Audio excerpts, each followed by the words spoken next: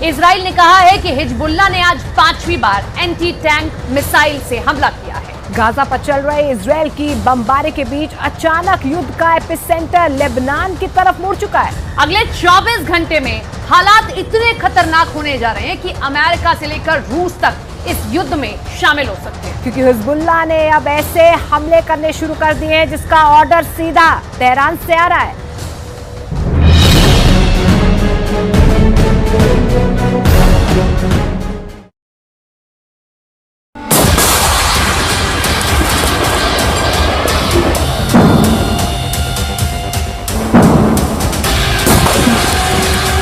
صاحب القمر يا حي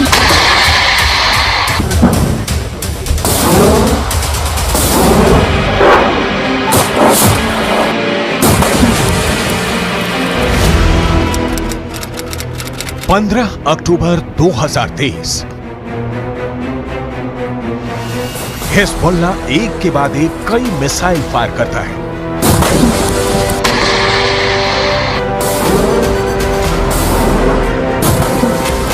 पहला हमला टावर उड़ गया। दूसरा हमला रेडार तबाह हो गया। اللهم صل على محمد وآل محمد। तीसरा हमला एक और अड्डा तहस नहस हो गया।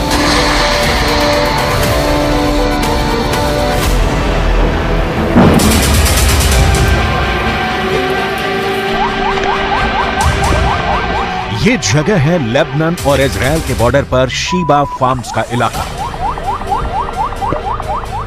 दुनिया के सबसे खतरनाक बॉर्डर्स में से एक।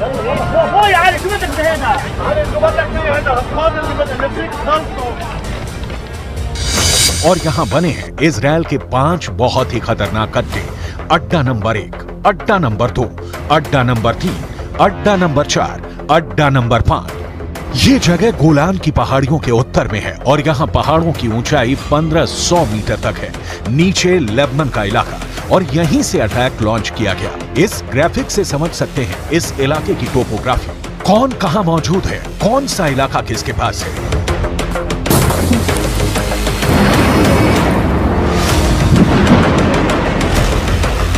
अब यहां क्या हुआ, बहुत गौर से देखिएगा।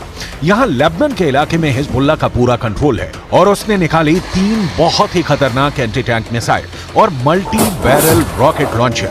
ये मिसाइल ईरान से सप्लाई की जाती रही है और ऐसी मिसाइलों का हिजबुल्लाह के पास बहुत बड़ा जखीरा है।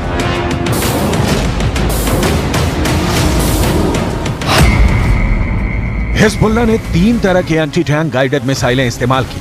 ये है कॉर्नेट, इसकी रेंज 5 किलोमीटर तक है।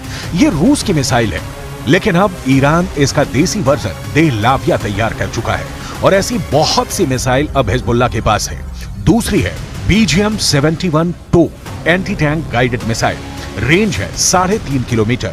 यह अमेरिका में बनी मिसाइल है, लेकिन अब इसकी नकल ईरान तैयार कर रहा है और इसने हिजबुल्लाह को सप्लाई की है। तीसरी है 85 कॉनकोर्स, रेंज 4 किलोमीटर। यह भी रूस ने बनाई है और अब ईरान में ये तोसान नाम से तैयार की जा रही है। तीनों मिसाइल बहुत ही घातक हैं और जिस तरह से इन्होंने इजराइल के अड्डे उड़ाए हैं उससे ये बात साबित हो जाती है। हिजबुल्लाह का दावा है कि उसने ये हमला लेबनान में इजराइल के हमले के जवाब में किया। इजराइल के हमले में एक पत्रकार की मौत हुई है, जबकि कई घायल हुए हैं। इस वीडियो में देखा जा सकता है कि कुछ पत्रकार घायल हालत में हैं और पास ही एक गाड़ी जल रही है। इजराइल पर इस हमले का आरोप लगा है।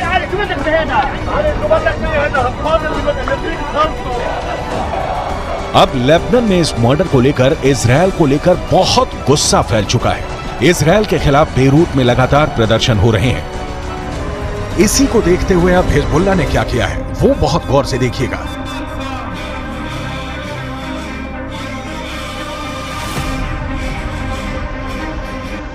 सबसे पहले इजराइल का अड्डा नंबर 1 शतुला इलाके में बने इस अड्डे पर हिजबुल्लाह ने किया पहला हमला। हिजबुल्लाह ने कॉर्नेट मिसाइल से अटैक किया जो सीधा जाकर इजराइल का एक टावर उड़ा देती है। हिजबुल्लाह की ये रेंज देखकर इजराइल के कैंप में खलबली सी मच गई, क्योंकि निशाना भी बिल्कुल सटीक लगा और टावर पूरी तरह से तबाह हो गया। इसके बाद टारगेट बना इजराइल का अड्डा नंबर 2, ये भी शतुला इलाके में है और यहाँ हिजबुल्लाह ने किया दूसरा हमला। इस बार हिजबुल्लाह ने BGM-71 टो एंटी टैंक गाइडेड मिसाइल का इस्तेमाल किया। अमेरिका में बनी यह मिसाइल इतनी सटीक है कि इसने ठीक रेडार स्टेशन को तबाह किया। ऐसा निशाना देखकर कोई भी दुश्मन डर जाएगा। इसके बाद टारगेट बना इजरायल का अड्डा नंबर 3। यह भी शतुला इलाके के करीब है और यहां हिजबुल्लाह ने किया तीसरा हमला। इस बार हिजबुल्लाह ने concourse anti tank guided missile fire की। रूस की यह वायर गाइडेड मिसाइल भी इजरायल के एक ठिकाने को खत्म कर देती है।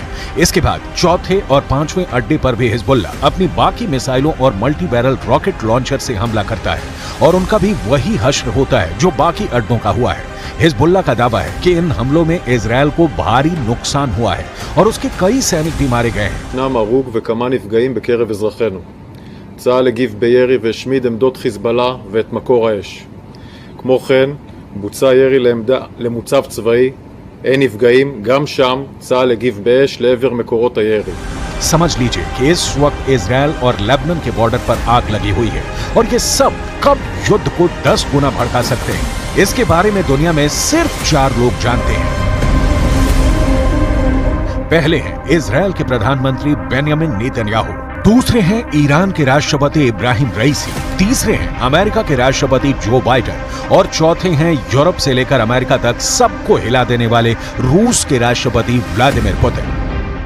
लेकिन इस वक्त सबसे ज्यादा एक्टिव ईरान है। ईरान के विदेश मंत्री हुसैन अमीर अब्दुल्लाहिया ने कहा है कि अगर इजरायल ने गाजा पर बमबारी नहीं रोकी तो हिजबुल्लाह ने ऐसी तैयारी की हुई है कि इजरायल में जलजला आ जाएगा। در اسرائیل علیه شهروندان و غیر نظامیان در غزه فوراً متوقف شود.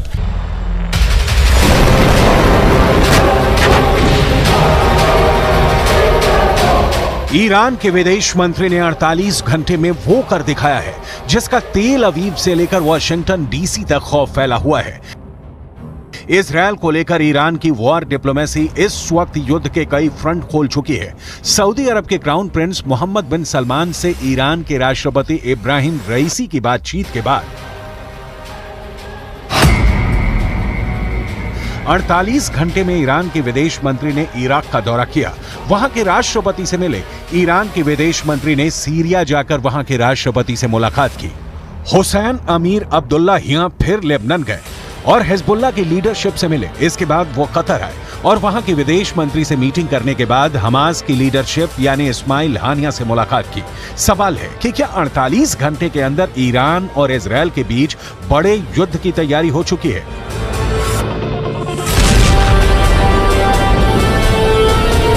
इजरायल ने भी लेबनान बॉर्डर पर हमले का वीडियो जारी करके बताया है कि वो हिजबुल्लाह को छोड़ेगा नहीं।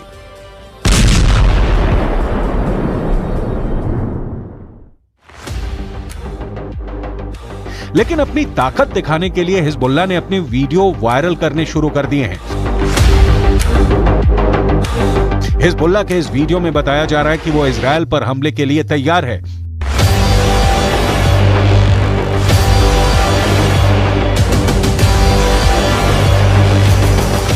इस वीडियो में हिजबुल्लाह का मैसेज साफ है कि उसका अटैक ऐसा होगा जो इजरायल रोक नहीं पाएगा।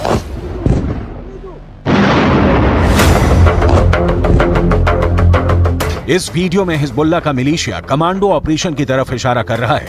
इस वीडियो में हिजबुल्लाह बता रहा है कि उसके कमांडो मोटरसाइकिल पर आएंगे और इजरायल की सेना भागती हुई नजर आएगी। हिजबुल्लाह ने बहुत साफ शब्दों में कह दिया है कि वो इजरायल पर हमला कर देगा।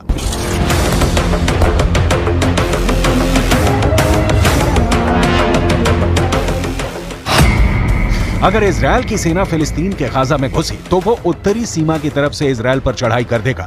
इजरायल और लेबनान के बीच करीब 130 किलोमीटर लंबा बॉर्डर है और यहाँ संयुक्त राष्ट्र की शांति सेना तैनात रही है। इसमें भारत की फौज भी शामिल है। इस वक्त इजरायल को गाजा से ज्यादा इस बॉर्डर की टेंशन है, क्योंकि अगर इजरायल गाजा में घुसा तो हिजबुल्लाह उत्तर की तरफ से इजरायल पर हमला बोल देगा। Fighters fired an anti-tank missile towards Israeli troops. There was a short battle and the situation eventually calmed down. Afterwards, Hezbollah sent drones into Israel and also fired surface-to-air missiles against an Israeli aircraft. All of those 2 attempts were successfully intercepted by the IDF, but the situation on the northern border remains very tense, and we are monitoring the activities of Hezbollah very closely with additional enhanced capabilities in the north, prepared for any eventuality that may happen. दक्षिण Lebanon और उत्तरी Israel के बीच जो border है वहां तनाव बहुत ज्यादा है। यहां अफरा तफरी के बीच खामोशी है जो तूफान से पहले देखी जाती है। इसलिए यहां के लोगों को भी पता है कि बहुत जल्दी युद्ध का एपी सेंटर गाजा से निकलकर लेबनान तक पहुंच सकता है। यहां तैनात संयुक्त राष्ट्र की सेनाएं भी अलर्ट मोड पर हैं। लगातार पेट्रोलिंग हो रही है। इजराइल की सेना ने अपना गोला बारूद तैयार रखा हुआ है।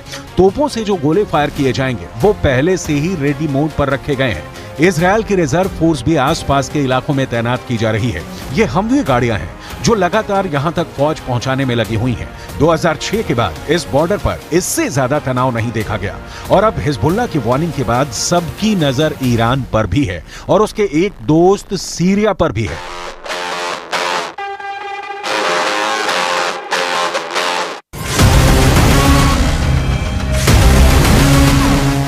इजराइल के गोलान की पहाड़ियों पर भी टैंक पहुंचा दिए गए हैं। ये जगह सीरिया का हिस्सा था, लेकिन 1967 में युद्ध के बाद इजराइल ने सीरिया के इस हिस्से को अपने में मिला लिया और तभी से यह इलाका इजराइल के कंट्रोल में है। देखा जाए तो इस वक्त पूरे पश्चिम एशिया में युद्ध की चिंगारी पहुंच चुकी है।